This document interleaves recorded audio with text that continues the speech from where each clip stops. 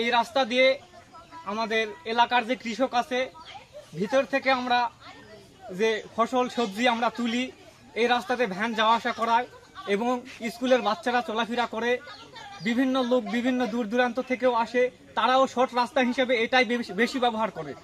তো আমরা চাচ্ছি দেশ ও দশের ভালোর জন্য আমরা এই রাস্তাটা করছি, এটা যেন বাস্তবায়ন হয়।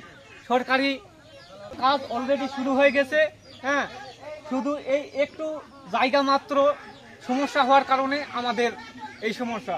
তো আমরা চাচ্ছি, আমরা কি সমস্যা, এই পারিবারিক যে দ্বন্দ্ব, হ্যাঁ, আমাদের এখানে পার্শ্ববর্তী কিছু লোক আছে, এই পার্শ্বে বাড়ির লোক এটা চাচ্ছে না যে রাস্তাটা হোক।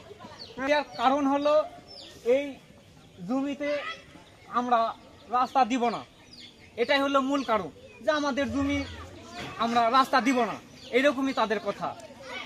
হ্যাঁ, সহযোগিতা তারা এখানে রাস্তা আছে, তারা এখানে বাড়ি এখানে, আমরা এখান দিয়ে রিক্সা নিয়ে যাই। আমার শ্বশুর এখন রিক্সা যাবার দেয়নি, এই জন্য আমার শ্বশুর এখানে জায়গা দিছে, ছোট একটা ঘর করে আমরা রিক্সা নিয়ে থাকিছি। আমার শ্বশুর সারা রাত থাকে এই বৃষ্টির মধ্যে, এই জন্য এখানে ছোট একটা চৌকি ফেলে ছোট একটা রুম বানিয়ে রিক্সা নিয়ে জায়গায় থাকে। 60-70 জন পরিবার আছে, কেউ একটা ডালিও নিয়ে যাওয়ার পারছে না। যে একটা বুড়া মানুষ সাইকেল নিয়ে যাবে, মনে হয় ওই দিক দিয়ে উল্টে পড়ে যাবে। কি সমস্যা, কি রাস্তা? রাস্তায় তো রাস্তা হতে দিবে না, যাবার দিবে না আমাদেরকে। ব্যক্তি মালিকানা জমি? হ্যাঁ, এদের ব্যক্তি মালিকানা জমি তো দেয়নি, এক পাশে অন্য জায়গার জমি। এখন আপনি গরিব মানুষ, আমরা দীর্ঘদিন যাবত আমার বাপ দাদা 14 গোষ্ঠী সবাই এই রাস্তা দিয়ে চলাফেরা করে। তো এখান দিয়ে আমরা এই ইউনিয়ন পরিষদের মাধ্যমে আমাদের এই জায়গাটা কাদা হওয়ার কারণে তাদের বলছি, তারা আসছে এবং তাদের প্রজেক্ট এখানে দিয়েছে।